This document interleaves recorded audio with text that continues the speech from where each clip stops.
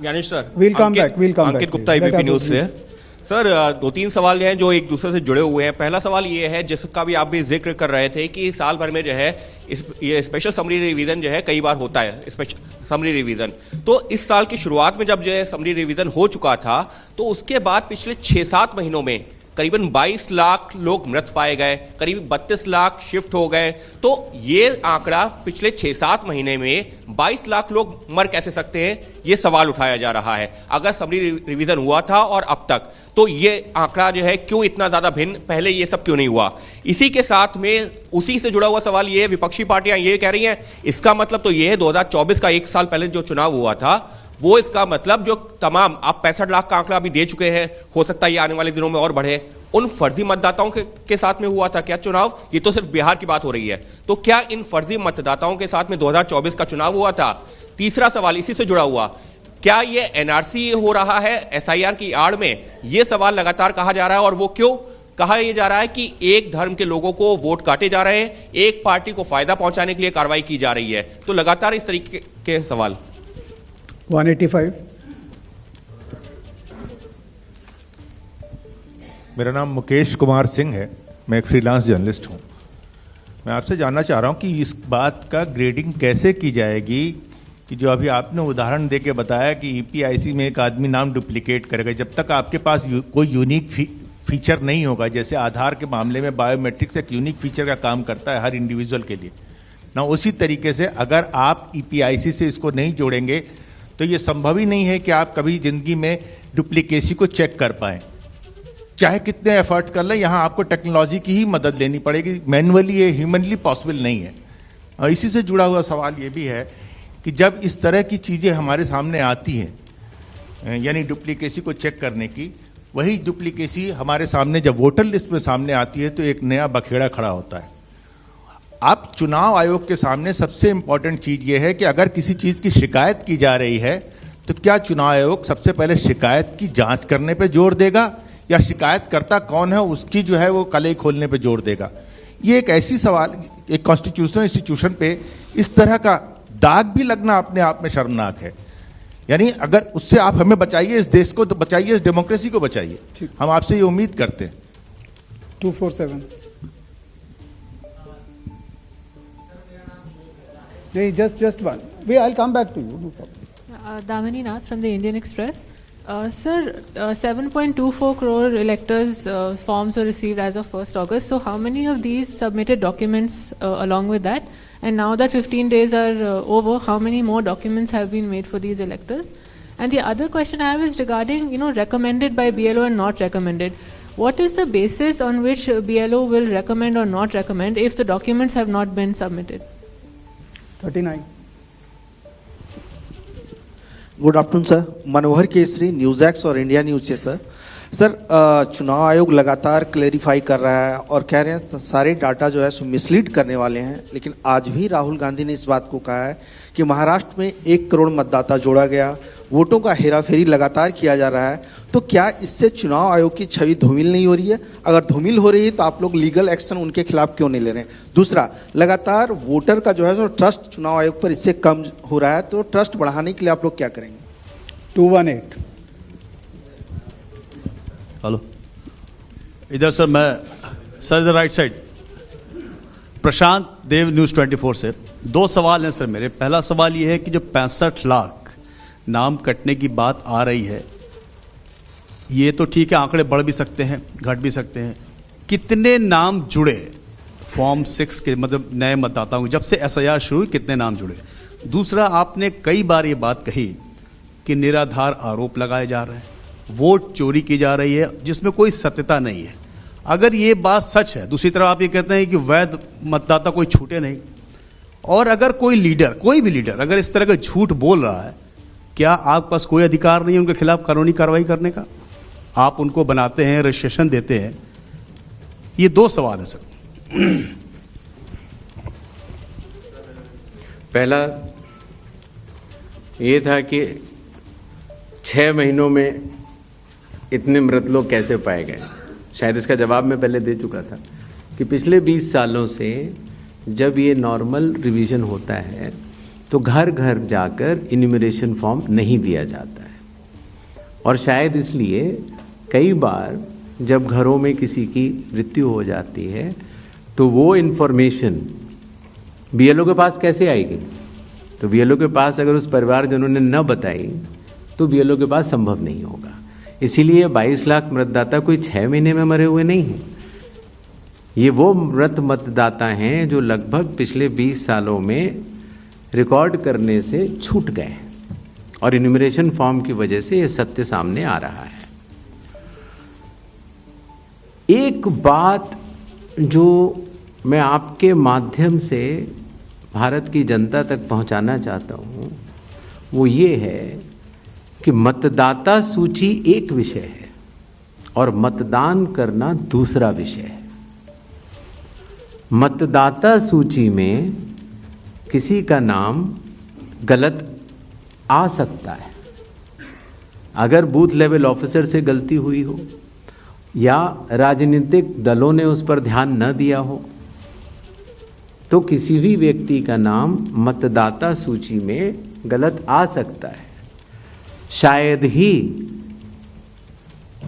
किसी भी मतदान केंद्र में उस लेवल का परफेक्शन एसआईआर से पहले न रहा हो जहां की इस तरह की त्रुटियां न रही हों। इसके दो कारण हैं। एक तो हमारे बूथ लेवल ऑफिसर्स की जो ट्रेनिंग अब हम लोगों ने दिल्ली में शुरू की है और उसके साथ साथ उनके दायित्व को उनको समझाना। तो आपको अंदाज होगा कि कितने बूथ लेवल ऑफिसर्स हैं इस देश में? 10.5 लाख। तो 10.5 लाख बूथ ऑफिसर्स इस गुणवत्ता के साथ काम करें, प्रयत्न पूरा होता है, लेकिन कुछ गलतियां रह जाती हैं। अब वो गलतियां सुधारी कैसे जाएं? तो उन गलतियों को सुधारने के लिए ही चुनाव आयोग ने जिन जिन राजनीतिक दलों को मान्यता दी है उन दलों को ही यह अधिकार दिया है कि आपके जिला अध्यक्ष बूथ लेवल एजेंट्स को नामित कर सकते हैं और वो उनको सूची भी दी जाएगी और वो उसको शुद्ध भी कर सकते हैं। बूथ लेवल एजेंट्स भी उसी बूथ में रहने वाला व्यक्ति होता है। तो ये हमारी एक साझा जिम्मेदारी है, मतदाता की, बूथ लेवल ऑफिसर अर्थात चुनाव आयोग के पास जो डेपुटेशन पर अधिकारी है उसकी, और राजनीतिक दलों की।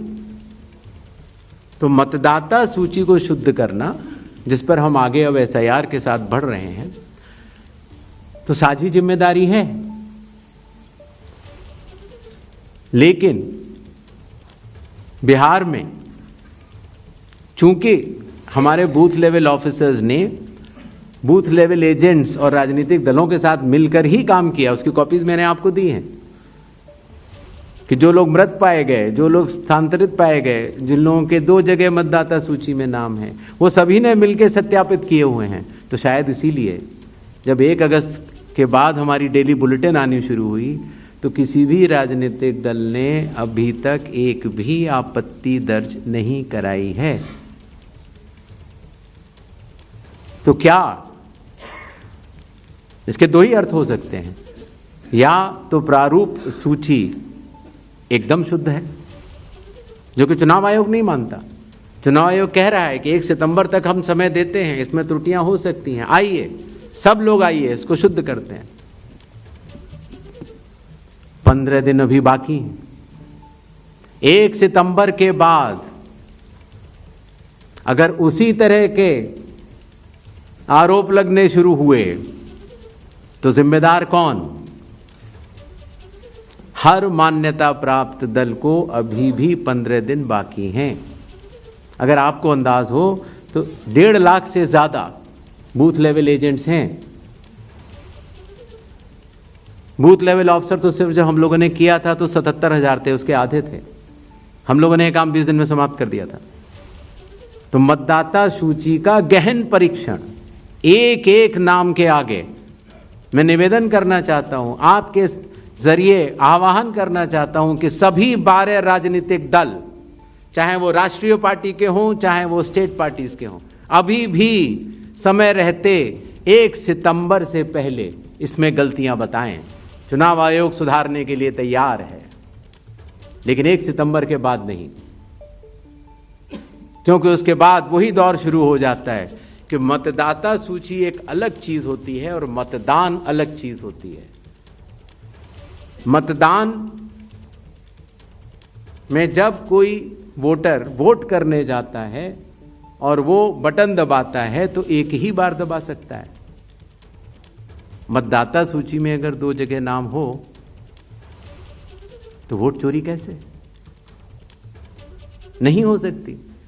वोट तो एक मतदाता एक ही बार डाल सकता है, और इसीलिए हमने कहा था कि चूंकि इस तरह की पीपीटीज बनाई जाएं जिसमें कि चुनाव आयोग के डेटा को गलत तरीके से एनालाइज किया जाए और उसके जरिए ये कहा जाए कि चूंकि मतदाता सूची में ये नाम है इसीलिए मतदान गलत हुआ।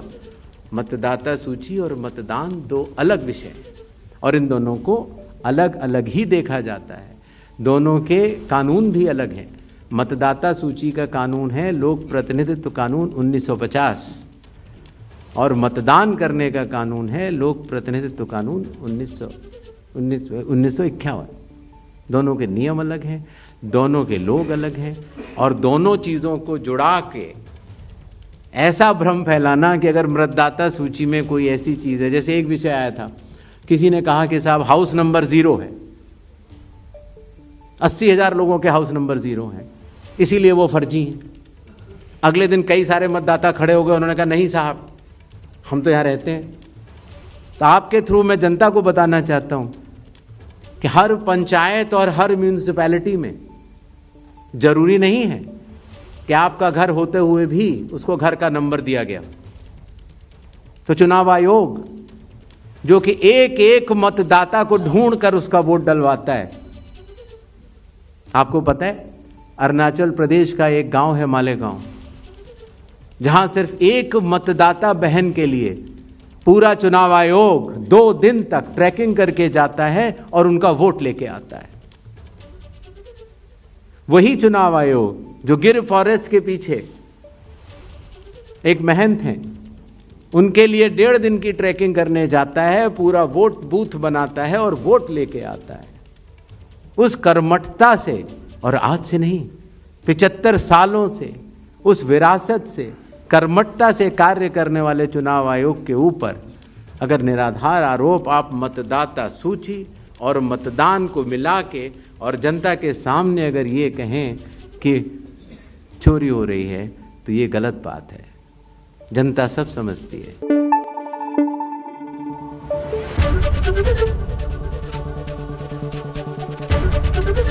एबीपी न्यूज आपको रखे आगे।